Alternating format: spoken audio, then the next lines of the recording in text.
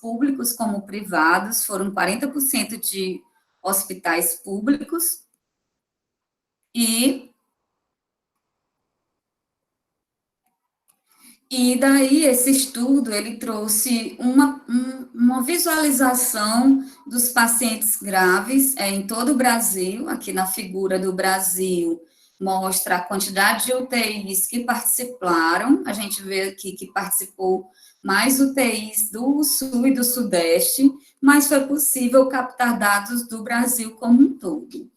E participaram, assim, UTIs das 5 regiões.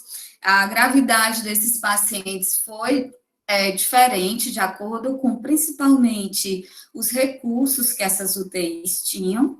E o que é que esse estudo encontrou? Ele encontrou uma mortalidade, que seria uma letalidade, né, a relação entre óbitos e os doentes por sepse, de 55%, então 55% dos pacientes que estavam na UTI evoluíram para óbito neste dia, né? E 60% desses pacientes que tiveram sepse, eles tiveram evolução para choque séptico, mostrando a gravidade do nosso paciente que tem acesso à UTI, uma alta mortalidade, e foi feita uma estimativa de 290 casos de pessoas, né, doentes para cada 100 mil habitantes, 420 mil casos por ano, baseado nessa amostra aleatória de um dia, e aproximadamente uma estimativa de 240 mil mortes por ano. Então, a partir de estudo transversal observacional em um dia, de todos os pacientes que estavam no Brasil internados em UTI, viram essa estimativa, considerando essa amostra que mais ou menos há 230 mil mortes por ano devido à sepse no país, né? E aí deixei aqui a referência do artigo também, se depois vocês quiserem consultar. O que esse artigo também viu? Que as UTIs de cunho público tinham menos recursos, né? Alguns faltavam antibióticos, houve atraso nos exames laboratoriais, e isso também influencia na mortalidade do paciente. E aí a importância, nesse artigo trouxe a importância de capacitar e melhor equipar com recursos as UTIs do Brasil, né? Também trouxe uma amostra importante de hospitais públicos, isso é muito importante, mas a gente já vê, há anos atrás, a gente não tinha uma estatística dos casos de sepse no Brasil, né? Então, esse foi o primeiro estudo que trouxe aí a gravidade dos casos e o índice de mortalidade, né, de mais de 50% das pessoas que morreram em um dia de amostra, em relação ao ano de 2017 em todo o Brasil, tá? A gente também trouxe outro artigo, esse artigo eu disponibilizei para vocês, que ele fala, já foi um estudo que foi feito num período de 2010 a 2016, participaram 30% de leitos da UTI da rede, da UTI de adulto, foram mais de 190 mil pacientes que participaram, né, que estavam em 638 UTIs de 349 hospitais públicos. Esse estudo já aconteceu somente em hospitais públicos, né, pegando aí um corte histórico de 2010 a 2016.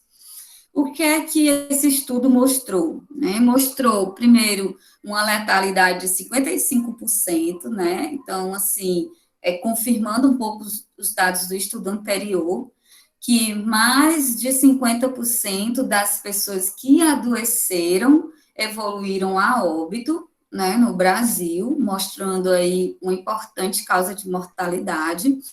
De todos os pacientes, considerando todos os pacientes que estavam internados no Brasil nesse período, houve uma prevalência de sepsis de cerca de 30%, Então, entre todas as internações, a sepse estava aí sendo prevalente em 30%, e foi visto que a mortalidade foi maior em algumas regiões, né, região centro-oeste foi a maior, então, os autores falam que provavelmente devem ter uma carência de recursos e de capacitação dos seus profissionais, e aí, seguida da região Nordeste e Norte, com cerca aí de 58%, 57%, e Sul também, e a região Sudeste com uma melhor mortalidade, mas em todas a gente vê, assim, a gravidade, como mais de 50% dos pacientes que tiveram sepse e estiveram na UTI evoluíram para óbito. Aqui a gente quer falar um pouco sobre a resposta inflamatória. A resposta inflamatória que acontece com o paciente na UTI, em geral, quando um indivíduo ele tem uma invasão de algum micro-organismo, que aqui nessa figura ela está sinalizada com essas bolinhas lilás, que são os Staphylococcus aureus, que é uma bactéria de pele que pode atingir a corrente sanguínea, e quando essa bactéria entra no organismo, é ativado uma resposta inflamatória, que a gente já conhece, né? Tanto resposta inflamatória celular, mediada por células, como humoral, mediadas por anticorpos, e nessa resposta inflamatória, o organismo ele vai querer eliminar, destruir o Staphylococcus aureus, que é a bactéria invasora. A gente está dando um exemplo aqui do Staphylococcus aureus, mas poderia ser um fungo, um vírus, né, como o coronavírus, né, ou fungos ou protozoários, dependendo da história clínica. Então, essa bactéria, ela entra no sistema sanguíneo, está simbolizada nessa figura, né, como esses círculos lilás, e aí, quando o Staphylococcus aureus chega na corrente sanguínea, há toda uma resposta inflamatória sistêmica que vai ser mediada. Primeiro, por polimorfos nucleares, que são os macrófagos, que vão tentar fagocitar essa bactéria, tentar eliminar, destruir essa bactéria, a nossa resposta primária. Caso os macrófagos, né, não estejam conseguindo aí eliminar, vão se ativar também células que a gente chama, que vão estar liberando aí substâncias como os fatores de necrose tumoral, como interleucinas. Dentro desse processo inflamatório, uma substância importante que é eliminada é o óxido nítrico, que é uma substância que causa uma vasodilatação periférica, né? A gente vê também aqui, nessa figura mostra um abscesso causado pelo estafilococcus, e aí o organismo tenta, de toda forma, liberando interleucinas, fatores de necrose tumoral, destruir esse estafilococcus e, assim, voltar ao equilíbrio esse cliente, né, esse ser humano. E daí, dentro dessa resposta inflamatória sistêmica, que é chamada de CIRIS, há uma desorganização do endotélio, aqui a gente vê as células endoteliais, e nessa desorganização há uma alteração endotelial, com extravasamento de líquidos, com vasodilatação periférica e coagulação intravascular disseminada. Interessante que a síndrome da resposta inflamatória sistêmica, ela é uma resposta clínica que se caracteriza por 2 ou mais alterações nos nossos velhos sinais vitais, né? Então, quando acontece essa resposta inflamatória no cliente, a gente pode achar dois ou mais dos seguintes pontos. A febre, a temperatura maior do que 38 graus, ou a hipotermia. A gente sabe que em pacientes imunossuprimidos, pacientes muito idosos, né, pacientes que fazem uso de medicamentos que diminuem a resposta inflamatória, pode não ocorrer febre, e sim uma hipotermia. E a hipotermia também é uma resposta, é um sinal da síndrome da resposta inflamatória sistêmica. Outro sinal importante é a taquicardia, a frequência cardíaca maior do que 90 batimentos por minuto, e a frequência respiratória maior do que 20, ou a pressão parcial de gás carbônico menor do que 32 milímetros de mercúrio. Esse parâmetro a gente vê na gasometria, a partir da gasometria do paciente, e leucócitos maior do que 12.000, que mostra uma leucocitose, ou menor do que 4.000, que mostra uma leucopenia. Então, o interessante é que, dentro desse contexto da resposta inflamatória sistêmica, o que é que a gente vai encontrar? Alterações primárias que a gente da enfermagem já pode estar ligando o alerta, né? Não quer dizer que esse paciente tenha sepse, mas que ele está tendo uma resposta inflamatória sistêmica, pode ser causada por uma bactéria, por um vírus, né? Também pode ser causada, por exemplo, um paciente que tem uma queimadura grave, o dano tecidual da pele causa essa resposta inflamatória também, mesmo que não haja uma infecção no momento. Grandes traumas também, um paciente que é politraumatizado, ele pode não ter uma infecção no momento, mas o organismo vai ter essa resposta de regeneração, de conseguir regenerar esses tecidos que foram destruídos pelo trauma. Então, quando a gente vê um paciente com febre, hipotermia, dois ou mais desses sintomas, taquicardia, taquipneia, né, leucocitose ou leucopenia, ele está mostrando sinais de que o organismo está respondendo a algo que está causando uma resposta inflamatória. E aí a gente vai para a investigação para ver se são vírus, bactérias, fungos ou outras entidades. Pessoal, eu queria perguntar para vocês se tem alguma dúvida até o momento, se tem alguma pergunta, vocês podem fazer ou no chat ou pessoalmente, né? Online.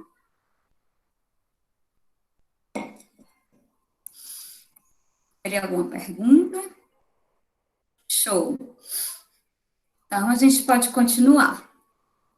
Podem fazer qualquer pergunta em qualquer momento, tá?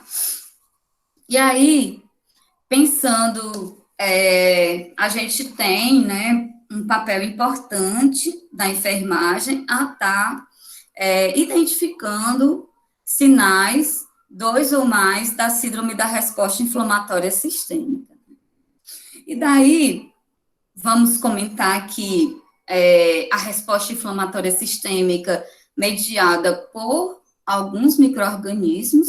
Então, vamos pensar principalmente na infecção bacteriana, que é uma das mais graves. Então, o que é que acontece?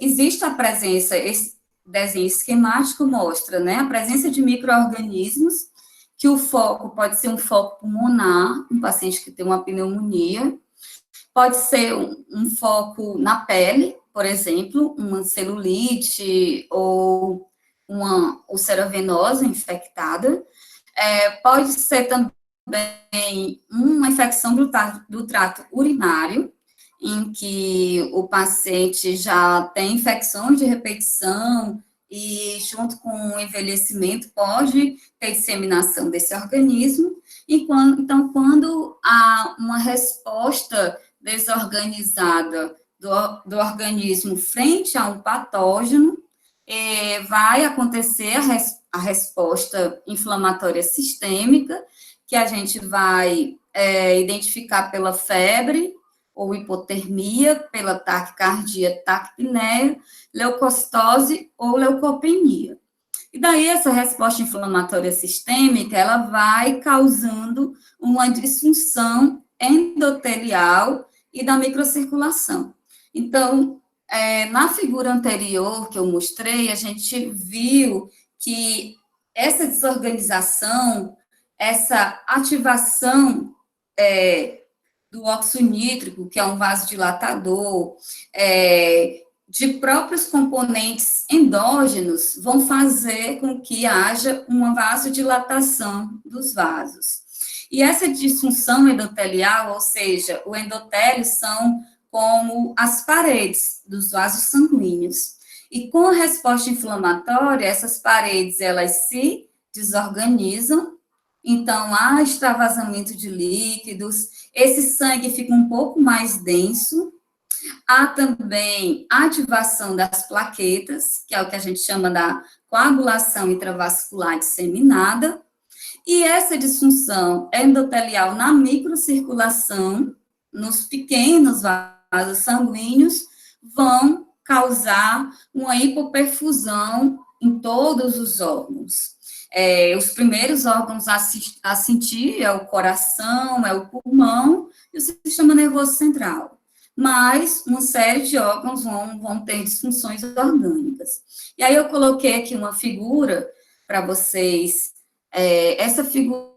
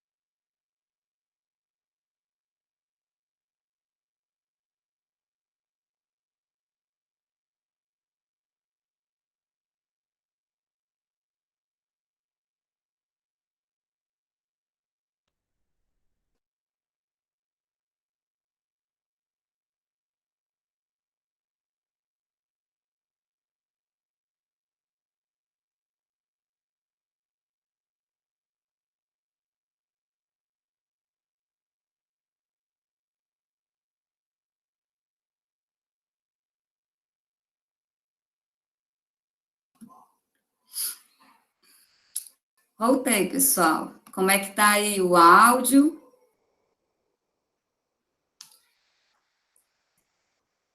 e a apresentação?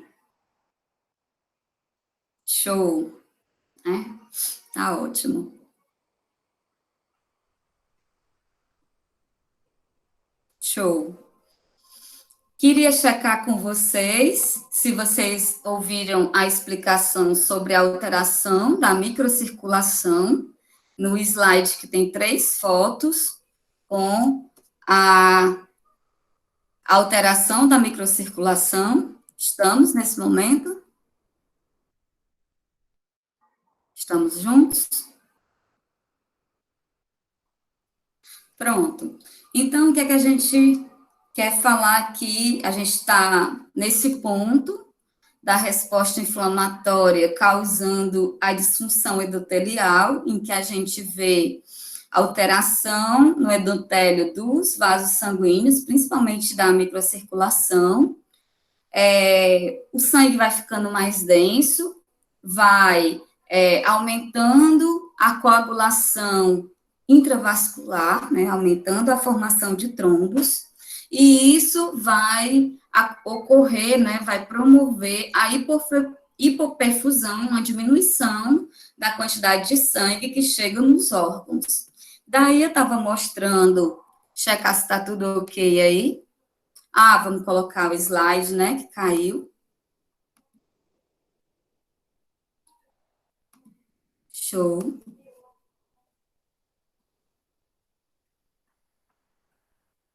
Vamos checar se vocês estão vendo.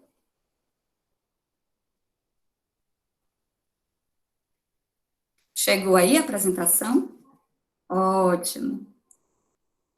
Show. Então, a gente vai mostrar esse artigo, ele mostra 3 figuras de um exame de cintilografia do coração, de voluntários saudáveis. Essa primeira foto, no canto superior esquerdo, essa mostra a microcirculação normal. Aqui a gente vê a foto do contraste que foi injetado nas veias do paciente, e o exame fez a foto, mostrando, assim, uma série de vasos sanguíneos, alguns maiores, outros menores, né, mostrando toda a circulação normal do coração, de pessoas normais. Já a figura no canto superior direito já mostra a disfunção endotelial. O endotélio, os vasos sanguíneos, alguns aumentam de tamanho, né? Eles ficam mais, aumentam o seu calibre, exatamente por causa de todo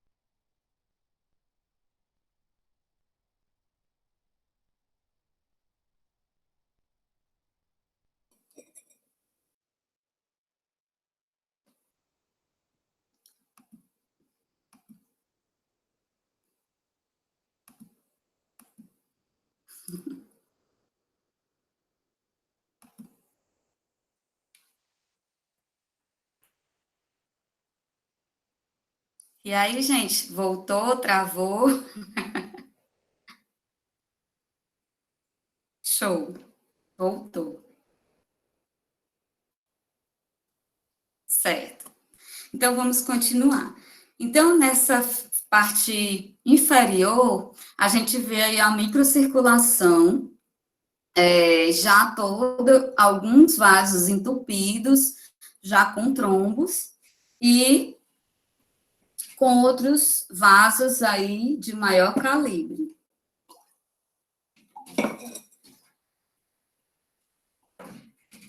E com isso,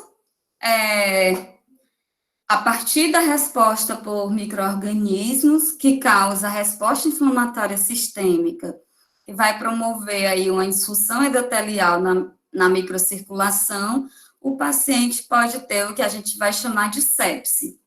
A sepse vai ser quando acontecer alguma disfunção orgânica, ou seja, o coração já está tendo alterações para manter a frequência cardíaca e a pressão, os pulmões também já estão tendo uma hipóxia, o sistema gastrointestinal, o sistema nervoso, e aí vai aparecer os principais sintomas, né, que são sintomas de disfunção orgânica na sepse, como, por exemplo, a confusão mental também do paciente, né? Vamos dar uma checadinha se está tudo ok aí.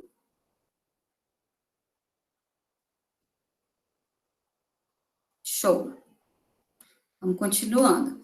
E a disfunção que acontece na microcirculação vai causar uma alteração no coração, no pulmão e no cérebro, que são os 3 grandes órgãos-alvos, e com isso, esses órgãos não vão funcionar de forma adequada, e o paciente pode evoluir para disfunção orgânica múltipla, então, disfunção de mais um órgão, com hipotensão refratária, ou seja, com queda de pressão, que mesmo que se administre volume para esse paciente, dando soros rápidos, Ringer lactato, mesmo assim, não se consegue manter uma circulação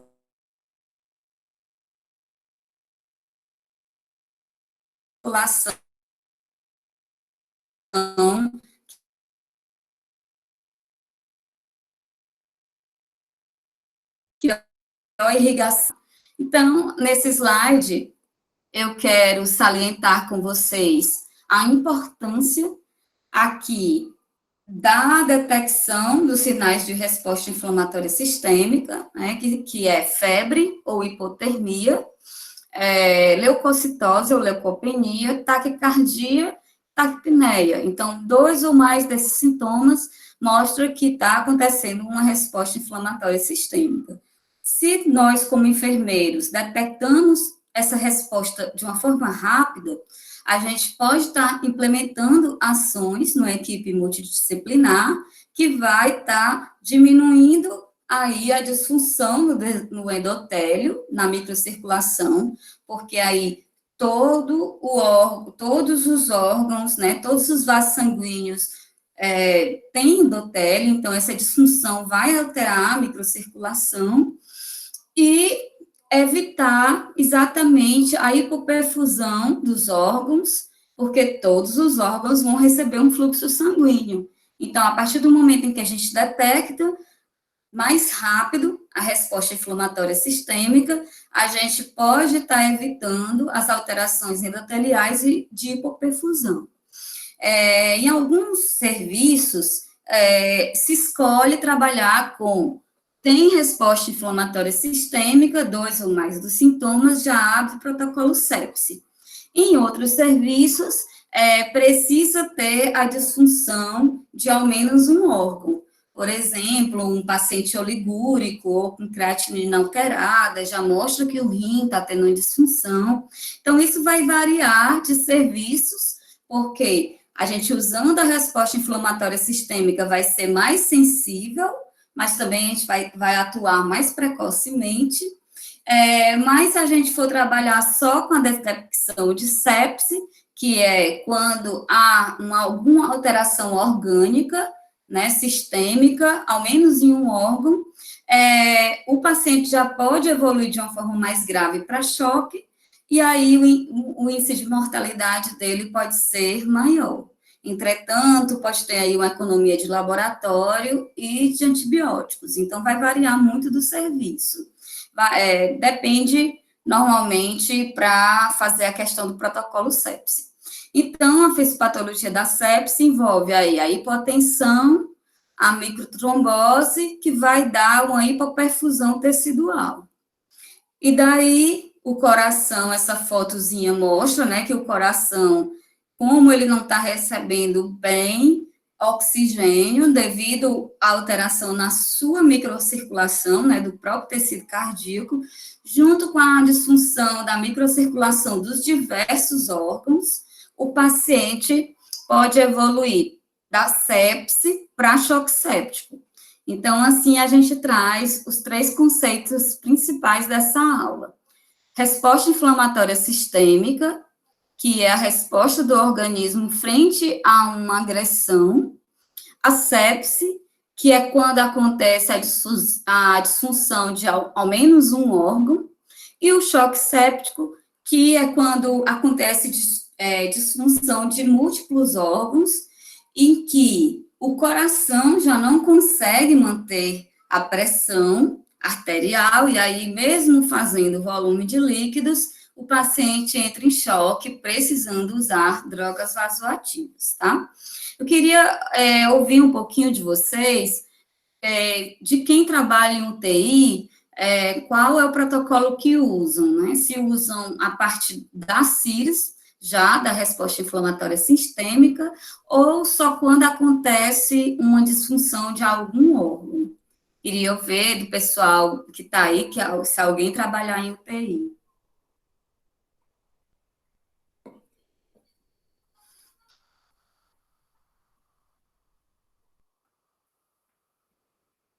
Como é que é feita a triagem, né? Se é feita só com a síndrome da resposta inflamatória ou já é com sepse.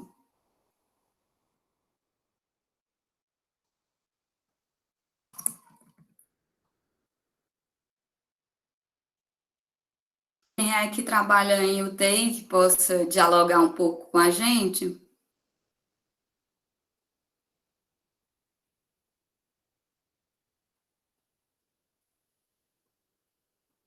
Tá funcionando, gente, o áudio?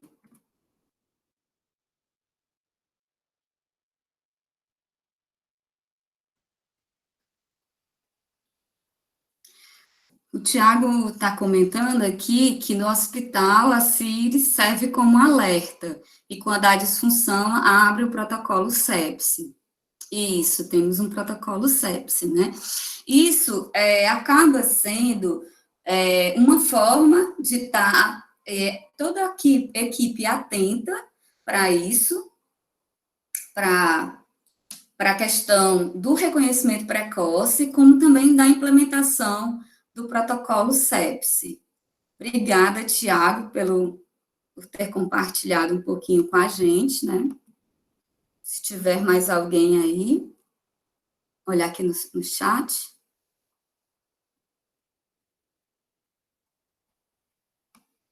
São os sinais de sepsis que no alerta até o reconhecimento precoce. Show. E aí, eu voltei a projetar a apresentação.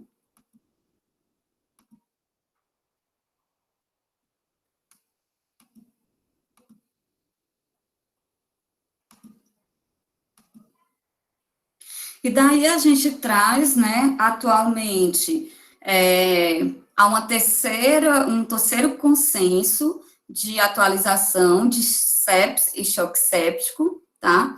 Que traz o conceito de sepsis como uma disfunção orgânica com risco de óbito causada por uma resposta desregulada à infecção. Por que é que faz parte desse conceito uma resposta desregulada? Porque, como a gente sabe, um paciente imunocompetente, ele vai ter uma resposta muito rápida, por isso a leucocitose, né, mais de 12 mil leucócitos por milímetros de sangue, mas o paciente imunodeficiente, seja idoso, com comorbidades, pacientes que fazem quimioterapia, eles vão ter uma leucopenia. E aí, por isso que esse conceito traz a resposta desregulada, porque tanto pode ser uma resposta inflamatória rápida, que causa toda essa alteração, como pode ser também uma resposta muito lenta, como que acontece nos imunocompetentes, tá? E daí eu trouxe aqui as principais causas de sepse, dentro da literatura, e aí acredito que é um pouco do que a gente vê nas UTIs, que é a maioria dos focos da sepse tem relação com a infecção pulmonar, né? Aqui 70%, quase 70% são focos pulmonares, né? E seguido do abdominal, de infecções do trato urinário, cutânea, depois vem as infecções relacionadas aos procedimentos, como catéter, sondas vesicais de demora, catéteres centrais, né? Alterações também de feridas cirúrgicas, e aí vai questões de cirurgias ginecológicas ou oftalmolaringoscópicas. Então, essas são as principais causas de sepsis, mas pensando que o quadro pulmonar, ele é, sim, a principal causa de acontecer disseminação desse micro-organismo e, assim, a resposta inflamatória. Ainda mais em tempo de Covid, né? Ainda mais agora. E aí eu vou estar passando para vocês as principais alterações que acontecem com relação à disfunção orgânica que acontece na sepse. Relembrar que basta ter uma disfunção orgânica, já caracteriza, assim, sepse, né, junto com a infecção, junto com o foco isolado, seja na pele, seja nos pulmões. Então, injúria cardíaca é a principal, né, do sistema cardiovascular. Daí, o músculo cardíaco, ele vai sofrer dano devido às citocinas que são liberadas no próprio músculo cardíaco, aqui está mostrando na figura, o coração, suas artérias e veias. Então, quando acontece a resposta inflamatória, essas citocinas vão induzir a diminuição da oxigenação do músculo cardíaco, e aí o paciente pode ter hipotensão, quando a pressão arterial sistólica é menor do que 90 milímetros de mercúrio, ou a pressão arterial média menor do que 65 milímetros de mercúrio, ou mesmo uma queda de pressão arterial maior do que 90 milímetros de mercúrio. Então, aí a gente vê, o que é interessante é que essa disfunção cardíaca, ela é rapidamente reversível quando se faz um aporte de volume, um aporte que vai aumentar, assim, o volume sanguíneo e o débito cardíaco, melhorando a pressão. Os estudos mostram que é bem uma reversão rápida. Entretanto, também, essa reversão, o paciente melhorar do pico hipotensivo, também ele pode desregular de uma forma rápida. Então, a hipotensão são uma das primeiras, né, do sistema cardiovascular, são das primeiras disfunções que acontecem na sepse. Seguida da disfunção respiratória, né, que acontece aí a presença dos macrófagos, porque os pulmões têm macrófagos, né, têm células de defesa dentro dos alvéolos, e esses macrófagos, eles vão primeiro englobar essas bactérias, depois ativar aí fatores de resposta inflamatória, e aí o que vai acontecer dentro desses alvéolos?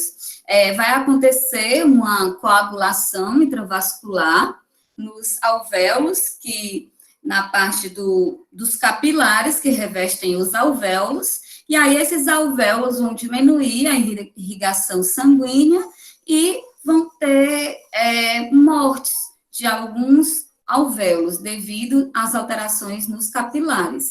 E aí os alvéolos se colabam, né, se fecham, e a troca gasosa é prejudicada. Então, é isso que a gente vê no que a gente chama de pulmão de Sara, né, síndrome da resposta respiratória aguda. Isso acontece devido à alteração causada pela sepse. Os capilares que recobrem os alvéolos ficam com menor volume e a coagulação que acontece nele vai fazer os alvéolos colabarem, morrerem alguns, né, devido à deposição de fibrina aí dentro do alvéolo. É o que a gente chama de pulmão duro, né, ou pulmão de Sara. Acontece devido à resposta inflamatória.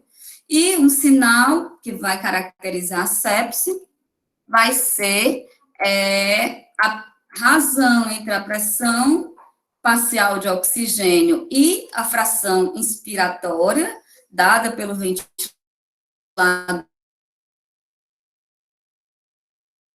ou pelo oxigênio para manter a saturação de O2 maior do que 90.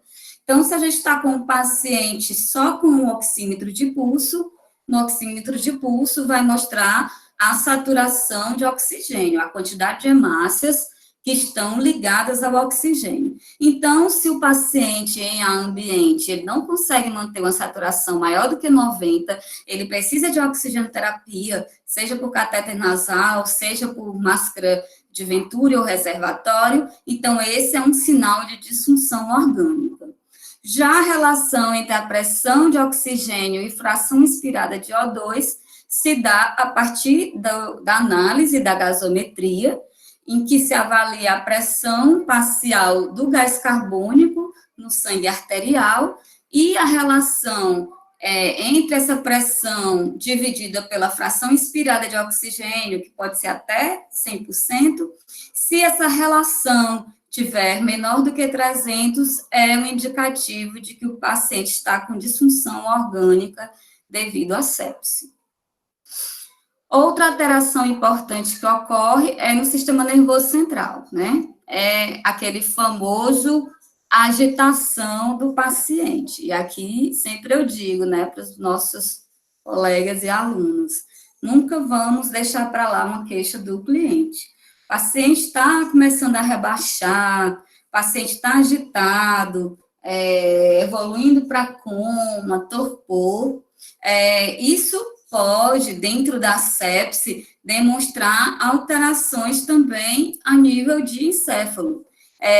O edema que acontece ao redor dos vasos sanguíneos impede aí o fluxo de oxigênio, fazendo com que haja uma hipóxia no cérebro, e aí por isso rebaixamento, por isso agitação, por isso a presença de delírio no paciente com sepse, tá? São, então, as 3 principais alterações orgânicas que acontecem. Também pode acontecer, né, os rins, rapidamente eles sofrem com a hipóxia.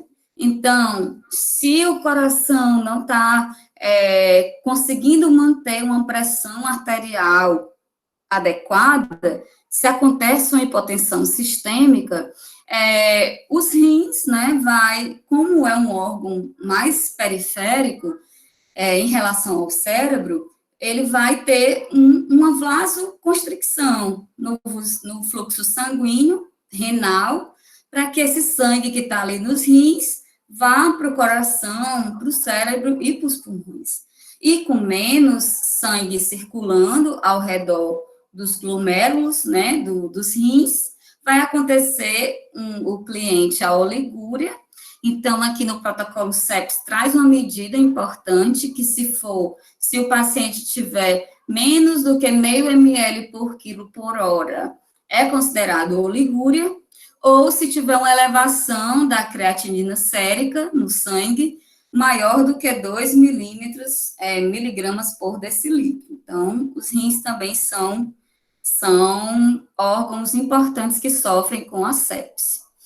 O sistema hematopoético também é um sistema que é muito recrutado na sepse, devido à leucocitose inicial, que acontece em todo o processo infeccioso, né, seja viral ou bacteriano, são os polimorfos nucleares que fazem a primeira defesa.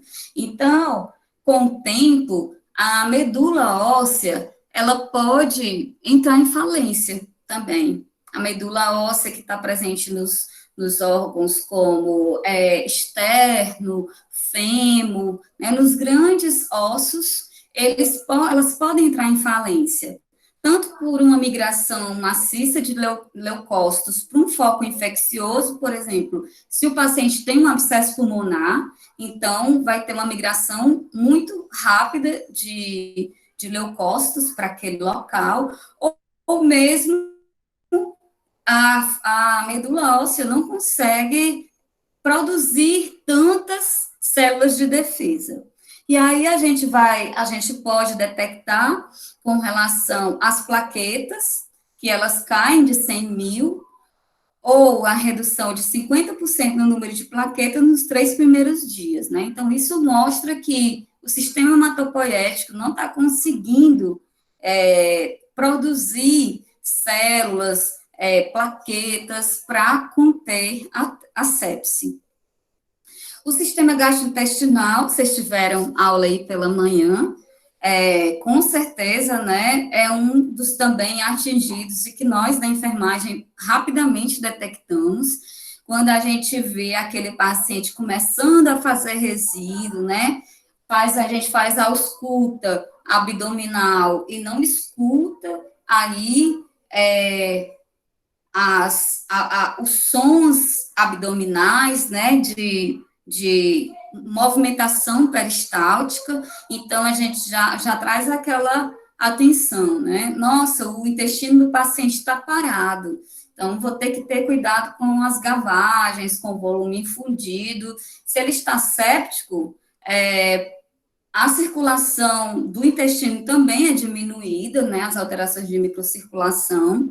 Quando acontece hipotensão, a tendência do organismo é fazer uma vasoconstricção periférica e levar esse sangue para os órgãos alvos, né, principais, que são cérebro, coração e pulmão, e aí o intestino, o fígado começam a sofrer também, né?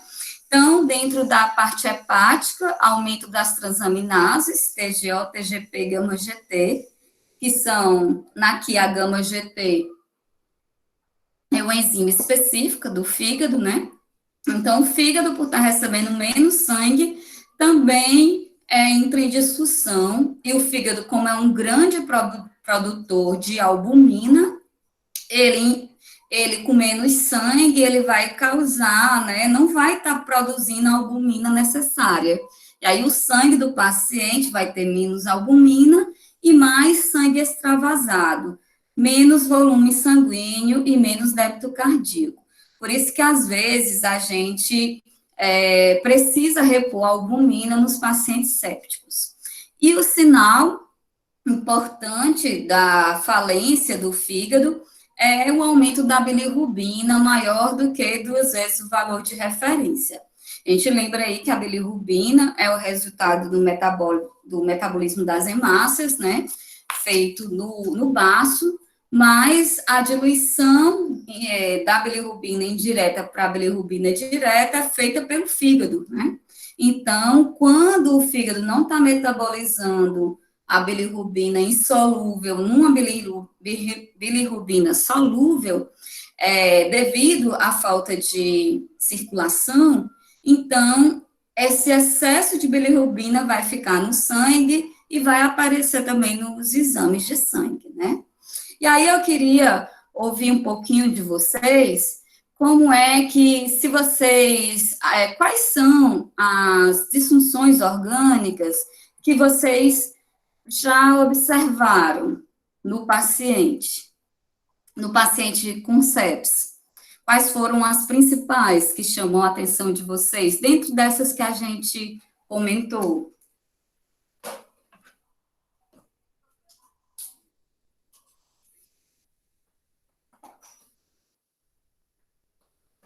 Queria ouvir aí um pouquinho de vocês. Dentro das disfunções que acontecem,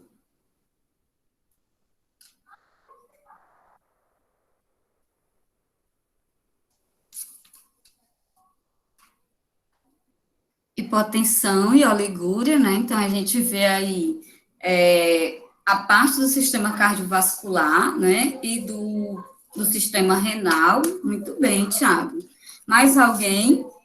Bradicardia, sim, também mostrando a alteração cardiovascular, que é a principal, né? Hipotensão é a alteração do nível de consciência. Obrigada, Tatiane. Isso mesmo, né? Vai depender muito, como a gente comenta, né? Na enfermagem, a gente trabalha com respostas humanas individuais, né? Dependendo do tipo do nosso UTI, se é uma UTI cirúrgica, uma UTI clínica, uma UTI com pacientes muito idosos, né? Isso vai mudando, mas obrigada aí, Tiago, a Antônia e a Tatiane pelas colocações, tá? Nesse novo conceito de sepse, foi incluído um score, que é chamado KISOFA, é um score que ele mede o grau de falência orgânica, tá? Esse score, ele é utilizado já nas UTIs há muito tempo, para identificar dentro daqueles que estão graves, né, qual é aqueles que têm maior risco de morrer, tá? E aí esse critério, ele chama atenção para alterações mentais, alterações respiratórias e alterações da pressão sanguínea, né? Então, esse score, ele é uma ferramenta para se usar à beira do leito, para identificar pacientes com maior risco de desfecho ruim, né?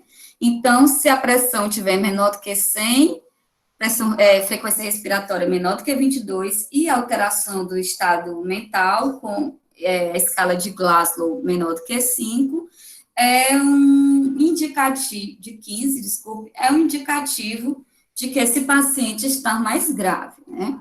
O que é que a gente quer falar sobre o KISOFA? O KISOFA, ele atualmente, ele faz parte, dentro do conceito de sepse, para identificar os casos mais graves. Então, ele serve à beira do leito para identificar quem tem maior risco de morrer, né? Mas, relembrando, o conceito de sepse, ele envolve a disfunção orgânica de, pelo menos, um órgão, frente a uma infecção, tá? Então, a gente nunca use só um critério, e sim lembrar que na sepse é a disfunção orgânica. E aí essa foto, né, do Instituto Latino-Americano de Sepse, traz aí uma figura com os critérios de maior gravidade do paciente. Daí a gente vai comentar um pouco sobre choque. Os casos de choque vão acontecer quando esse paciente que tem insuficiência de órgãos, ele mantém uma pressão baixa, e mesmo se dando volume, se dando soro fisiológico, ringue lactato, esse paciente não responde.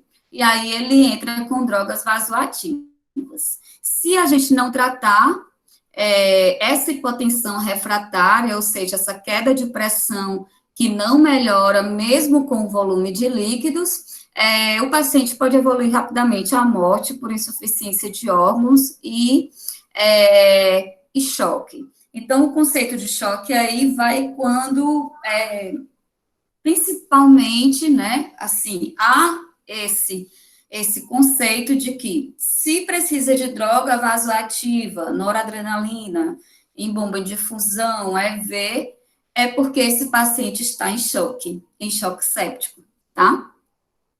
E daí a definição de choque séptico, também, né, a importância da icterícia. Aí a definição de choque séptico, que é um subgrupo de pacientes cuja anormalidade circulatória e celular metabólica são graves o suficiente para levar a um aumento importante de mortalidade. Definida pela presença de hipotensão persistente, requerendo o uso de vasopressores para manter a pressão arterial acima de 65, a pressão arterial média acima de 65 milímetros de mercúrio, e lactato sérico maior do que 2 milimol por litro ou 18 miligramas por decilitro, mesmo após a ressuscitação volêmica. A gente vai falar um pouquinho do lactato mais à frente. Eu quis abordar nessa parte os principais sinais e sintomas, né? Aí a gente vai já falar um pouquinho sobre a questão do lactato no pacote sepse. Então, o choque séptico é definido pela presença de hipotensão não responsiva à utilização de fluidos, sendo necessário aí o uso de vasopressores. E a gente chama atenção para alguns quadros clínicos como dengue, malária e leptospirose. A equipe pode optar por um fluxo específico, porque a gente vai estar mostrando nas aulas posteriores, né, que às vezes o paciente evolui muito rápido para dengue grave, para leptospirose, mesmo antes de apresentar, assim, um quadro importante de disfunção orgânica, e sim de hipotensão, né? Então, tem algumas alterações, a gente vai ver nas próximas aulas. Então, aqui, o protocolo sepse, a gente já comentou, que ele pode ser baseado na presença da CIRS e suspeita de infecção, aí vai ter uma elevada sensibilidade, permitindo um tratamento precoce, prevenindo a disfunção orgânica, mas também tem mais custo para o hospital, né, porque aí quando a gente detectar alteração de temperatura, pressão, ou frequência respiratória, ou leucocitose ou leucopenia, a gente já abre o protocolo, chamando o médico, chamando o laboratório, olhando hemoculturas, fazendo o antibiótico da primeira hora. Então, é mais gastos para o serviço. Sendo que, já quando a gente trabalha com o conceito somente de sepse, em que a gente identifica a disfunção orgânica, nesse caso, o paciente já pode estar mais grave, né, porque já há disfunção de 2 ou 3 órgãos, e a mortalidade pode ser mais alta, entretanto, pode evitar-se um maior custo, né? Então, por isso que a gente tem alguns hospitais que trabalham com a CIRS para já iniciar o pacote sepse e outros só quando a sepse apresenta disfunção orgânica, tá?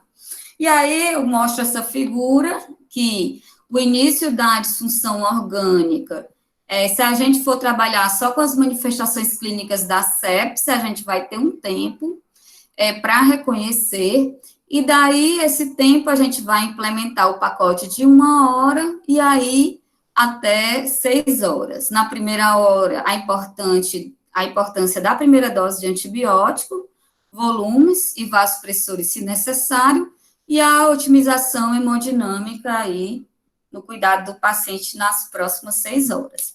O que é que mudou, gente, em relação... Professor, o Quisulfa é feito só para pacientes sépticos ou não? Não. O score, ele é feito, em geral, para os pacientes que estão na UTI, os pacientes que estão graves, né? E somente está se usando alguns critérios da SOFA para mostrar a gravidade do paciente séptico, tá? Então, seria um pouco para mediar. No UTI, eu tenho 7 leitos. Dos meus 7, 4 estão com sepse. Quem tem mais risco de morrer? Aquele que tiver o Quisulfa mais alto. Ele tem maior risco de morrer, né? Então, o Quisulfa, ele é utilizado para isso, para mensurar, vou até colocar aqui, a gravidade do doente. Ele pode estar em sepse ou não, tá bom?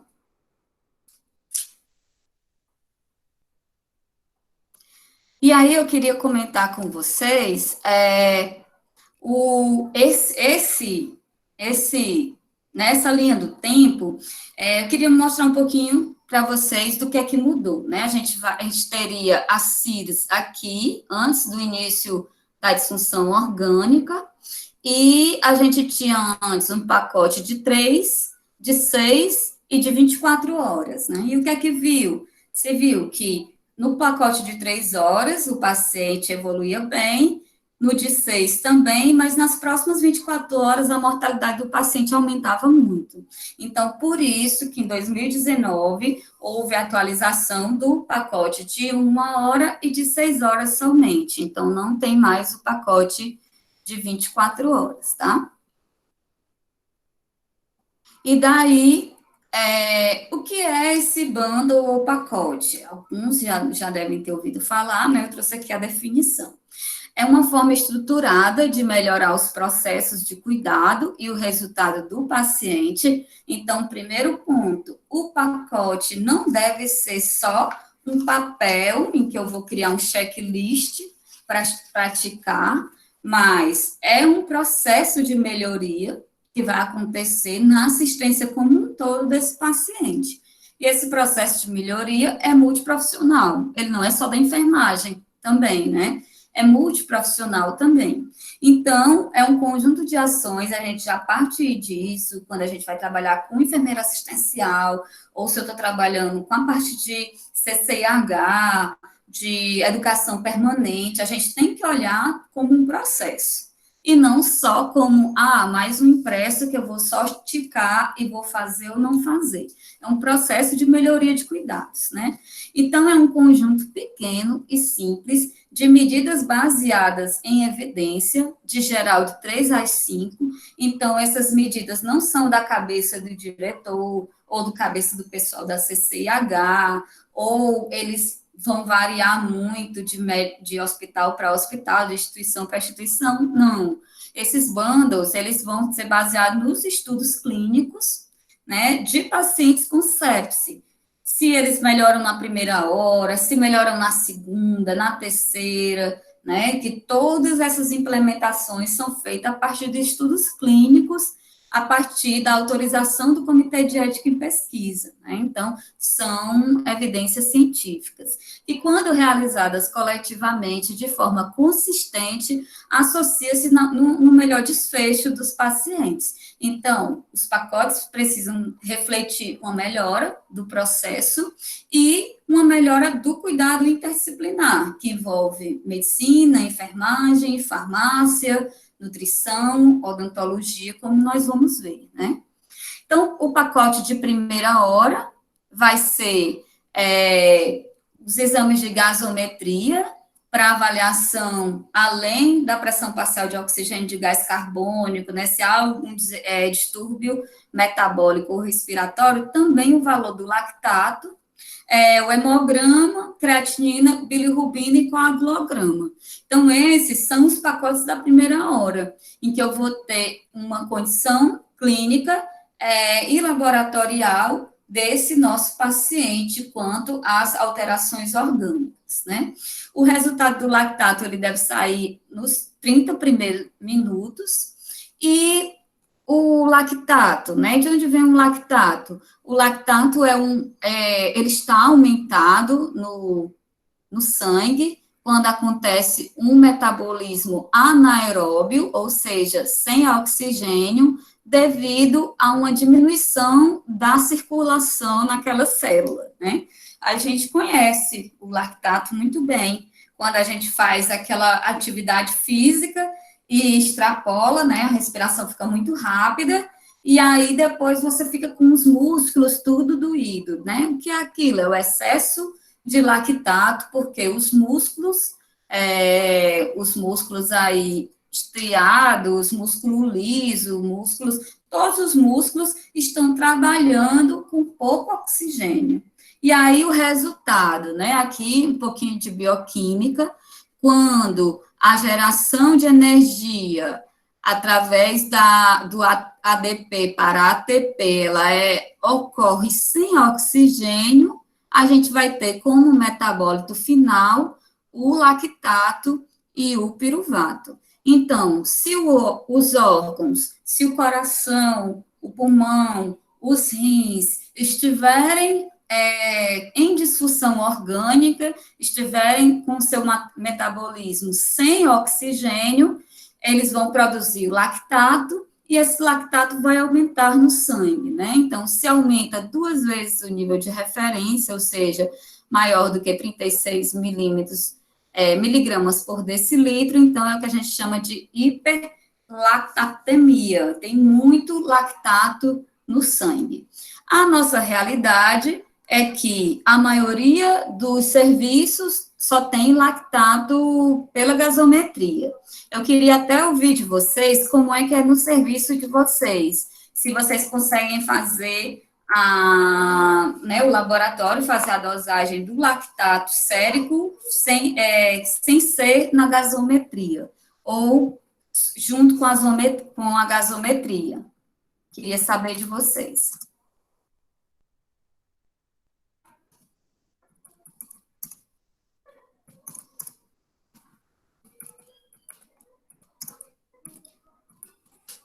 Resultado do lactato junto com a gasometria ou não. Em geral, faz os dois. Em geral, é isso, né? Porque é uma forma de coletou ali a gasometria para avaliar rapidamente, o resultado é imediato, já tem um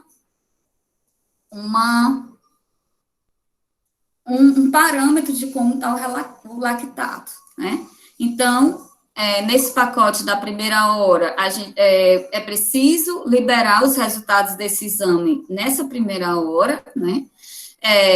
Checar o lactato, coletar 2 hemoculturas em sítios diferentes. Então, eu chamar a atenção que, às vezes, o paciente ter um acesso central, aí o laboratório chega pedindo para a gente colher hemocultura do acesso central. Então, que a orientação não é orientado a coletar do catéter venoso central, né? Até porque o catéter, ele está lá, sua pontinha dentro do coração, e quando a gente vai aspirar esse sangue, há uma tendência de formação de trombos no catéter, e a gente perdeu o catéter venoso central do paciente.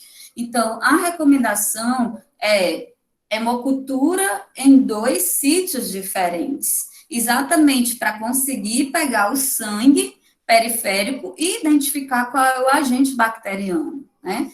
Além disso, também, o aspirado traqueal, a gente também colhe urocultura do líquor, se o paciente tiver suspeita de meningite, antes da administração do antibiótico. Mas, qual é o que não pode faltar? É a hemocultura. A hemocultura tem que ser antes da primeira dose de antibiótico, né? E aí, a prescrição e a administração do antibiótico vai de acordo com a suspeita clínica, né? E aí ela também ela não precisa ser concluída, mas ela tem que iniciar na primeira hora. E aí eu também queria um feedback de vocês, como é que está sendo esse pacote sepse da primeira hora dos serviços de vocês? Se vocês quiserem, podem falar, não precisa colocar aqui no chat, né?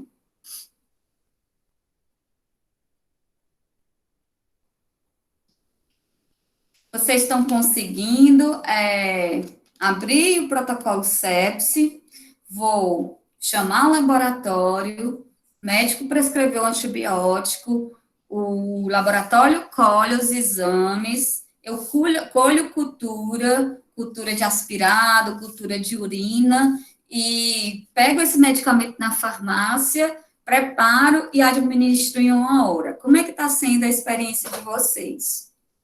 Eu vou pedir para vocês falarem um pouquinho. Pode abrir aí o microfone e falar.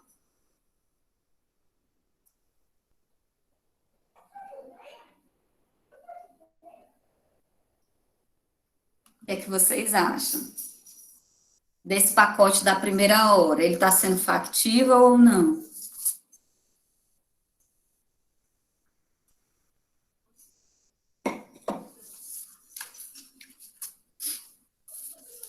Alguém pode me responder?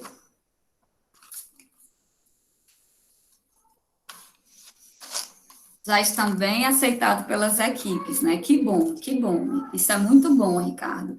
Exatamente como eu estava comentando, pela melhoria do processo que isso dá, né? em 1 hora que a gente detecta que o paciente tem sepse e já administrar o antibiótico e colher hemoculturas é um importante desfecho. Inclusive, tem muitas UTIs que estão usando esse indicador para ver isso. Está sendo sim, a Antônia colocou, né? Na minha instituição, estamos conseguindo realizar. Maravilha, isso é muito bom.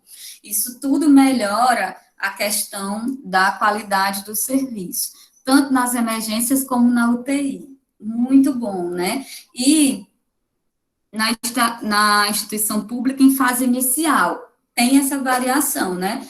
É que a gente vê na UTI pública já é muito bem instituído, na emergência pública, né, ainda está começando em alguns hospitais, melhorando, porque também envolve capacitação de médicos, do pessoal do laboratório, né?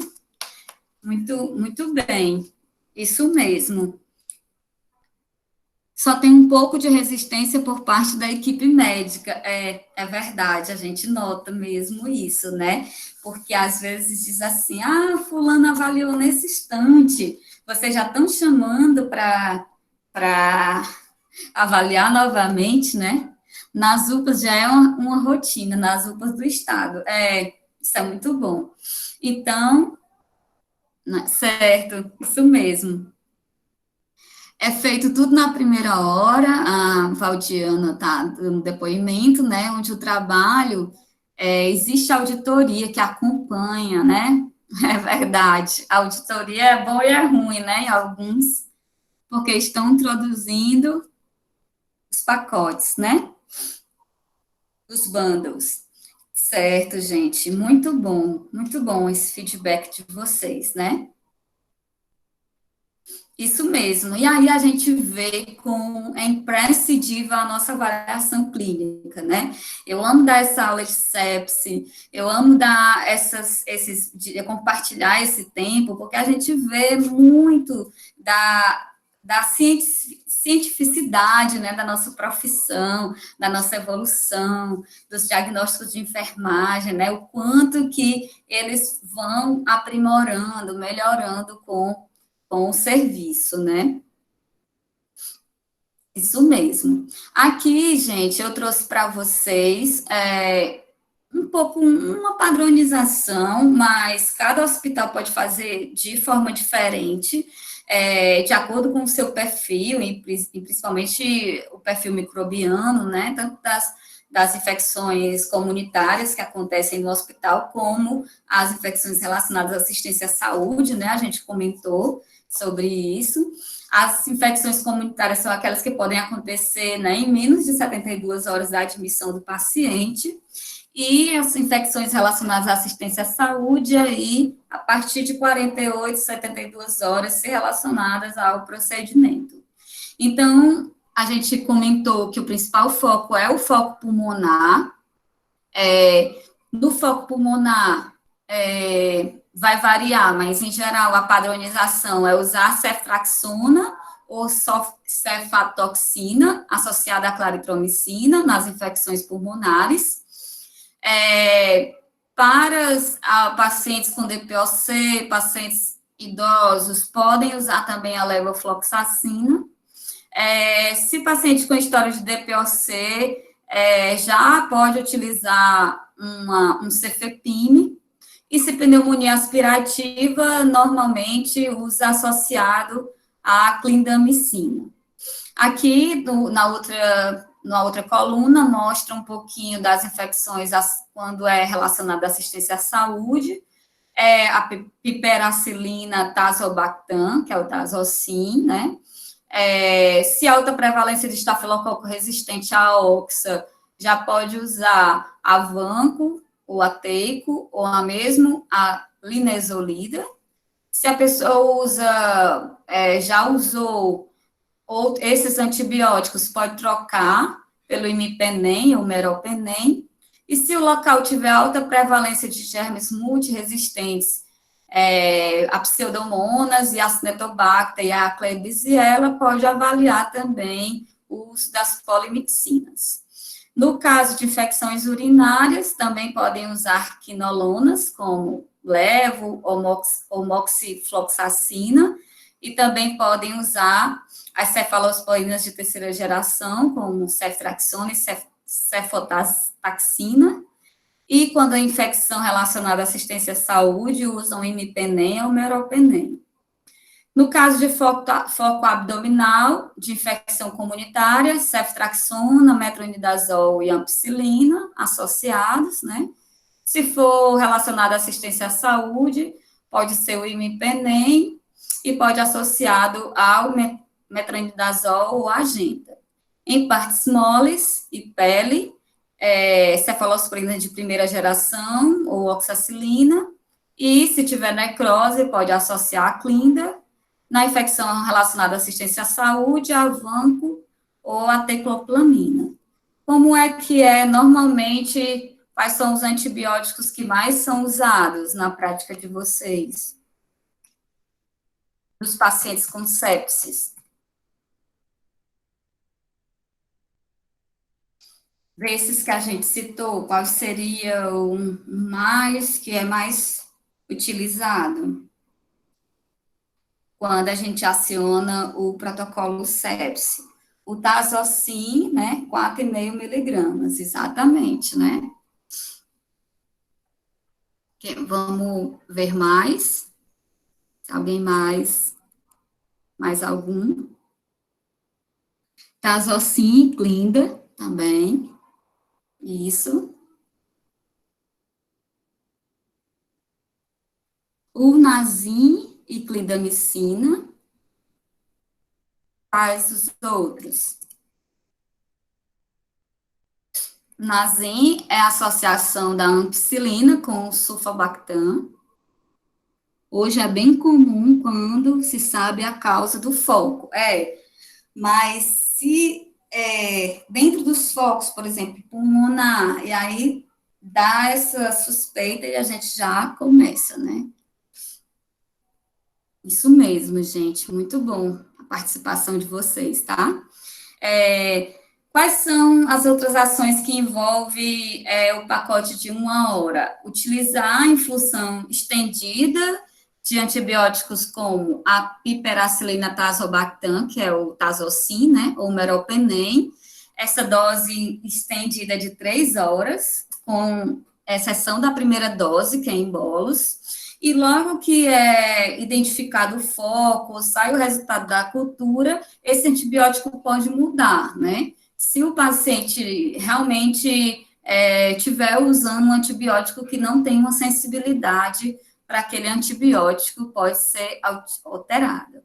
A hipotensão com sinais de hipoperfusão, que se dá pela hiperlactatemia inicial, lactado acima de 2 vezes o valor normal, é preciso fazer a reposição volêmica com soros rápidos, né? Tanto pode ser soro fisiológico como rigelactato, 30 ml por quilo. Não há ainda um consenso entre só usar soro fisiológico, só usar rigelactato. Muitas vezes se alterna os fluidos de infusão. Se a pressão arterial média estiver abaixo de 65, se inicia a droga de escolha, que é a noradrenalina, né?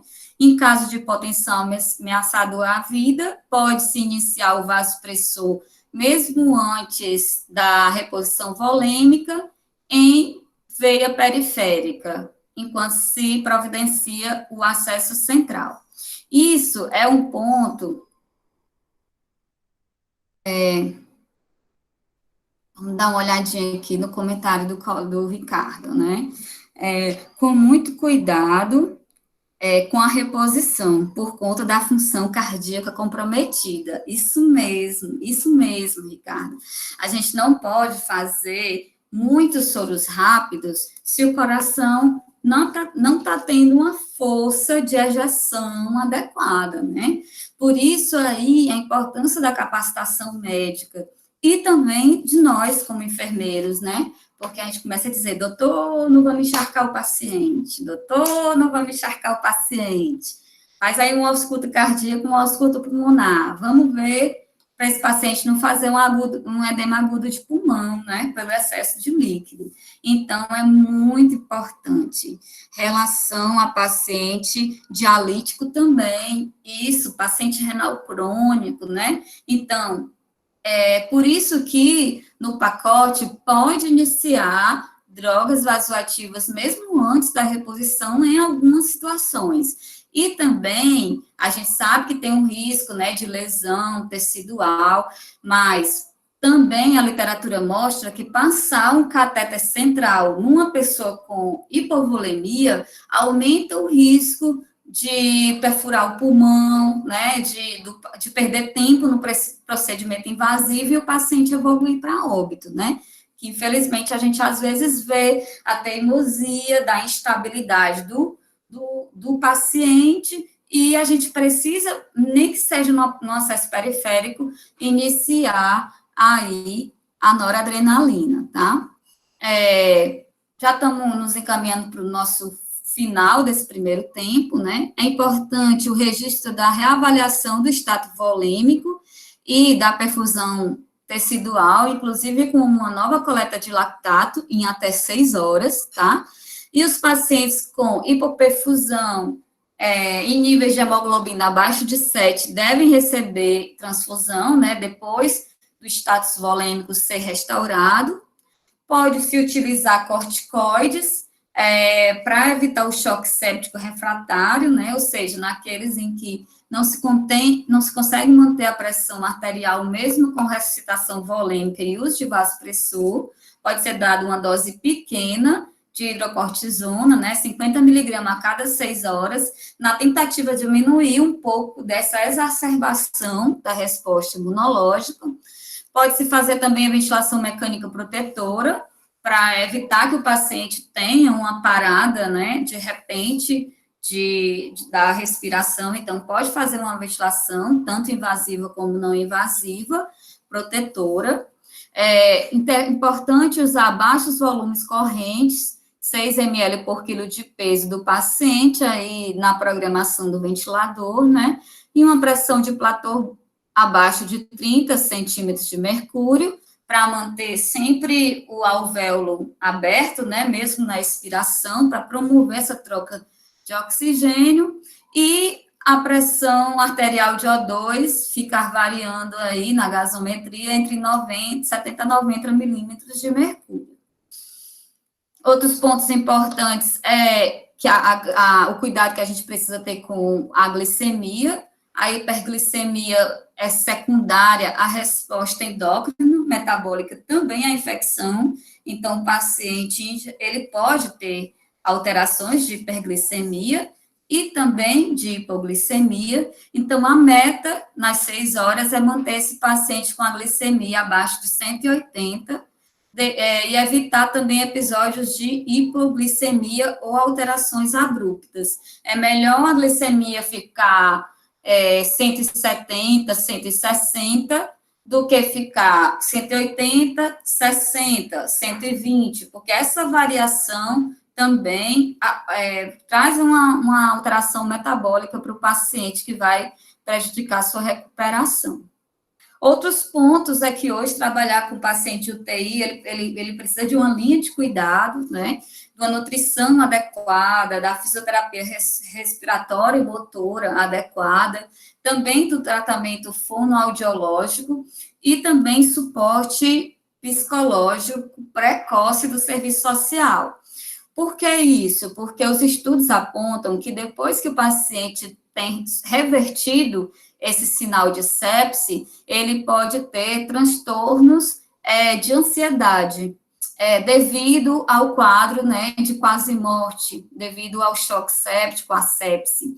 Então, é importante também um apoio psicológico aí pela equipe multidisciplinar, quando o paciente vai se recuperando da sepse, né? E também em algumas UTIs já existem as avaliações odontológicas na identificação e controle de foco dentário, né? Porque as evidências científicas também já mostram que a orofaringe, as alterações dentárias, principalmente na nossa população, né? Uma população do nível de desenvolvimento menor, é um importante foco de sepse junto, e aí que agrava também quando o paciente está internado na UTI. Hoje, já se faz no BIC hidrocortisona 200 miligramas, 10 ml hora, né? Exatamente. Que vai dar uma dose pequena de hidrocortisona, né? Aqui a gente tinha, que o protocolo traz, aí a dose de 50 miligramas a cada 6 horas, né? Que dá a mesma coisa se a gente faz 10 ml hora, né? Me ajudem aí quantos miligramas que dá? E aí eu queria ouvir de vocês essas outras medidas, né? Que envolve, porque a gente já comentou que o lactato, a coleta dos exames e o antibiótico da primeira hora se faz mais rápido. E essas medidas protetoras, como a ventilação, o controle da anemia, da glicemia, vocês já veem acontecendo mais no serviço de vocês? Controle da glicemia, o controle, né, a ventilação de proteção, que envolve o pacote de 6 horas. Como é que seria no serviço de vocês?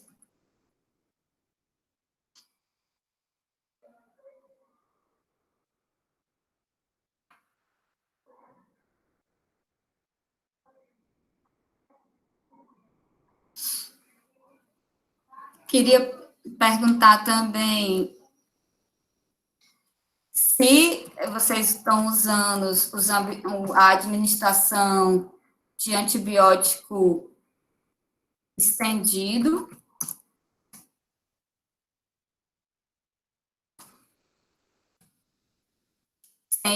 aí, correndo em 3 horas.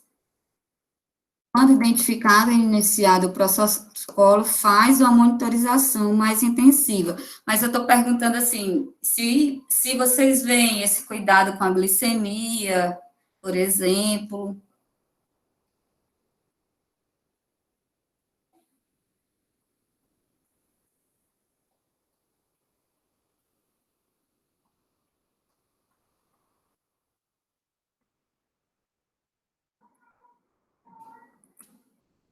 A hemotransfusão.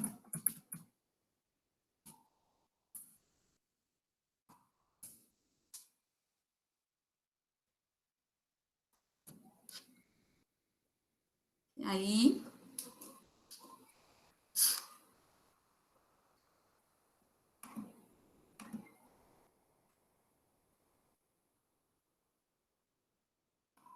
pessoal, eu queria aí perguntar a todos se a gente teria alguma dúvida em relação à questão da sepse.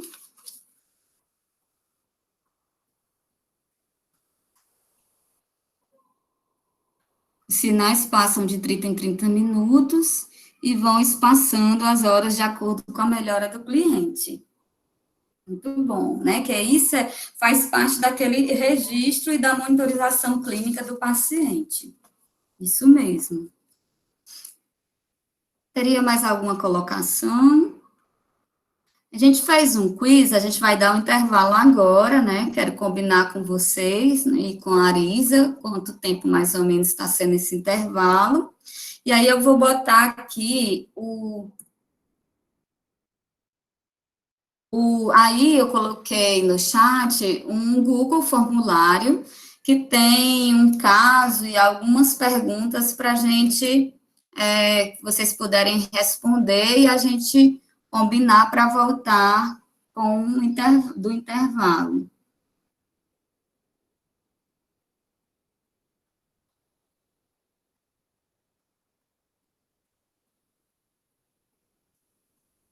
A gente pode dar um intervalo agora, Arisa?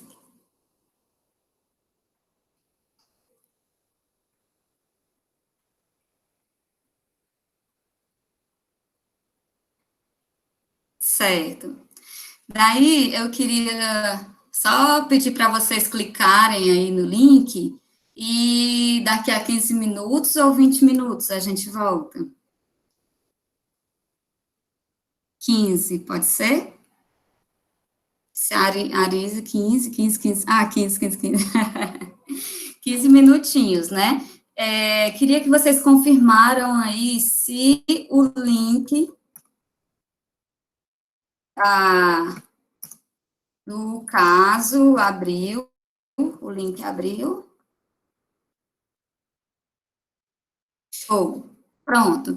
Então, eu vou tomar um pouco d'água, vou ao banheiro e vocês, se já tiverem tudo bem, já vão respondendo aí que a gente, quando a gente voltar, antes da segunda parte da nossa aula, a gente já vai ver os resultados do Google Formulário, tá? Então, vocês respondam aí, tem um caso, tem um vídeo, e aí vocês respondem, e aí a gente já começa a segunda etapa trazendo, você clica no link assim, ó.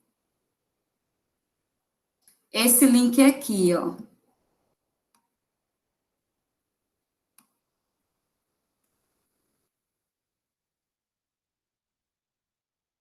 É só você clicar nesse link e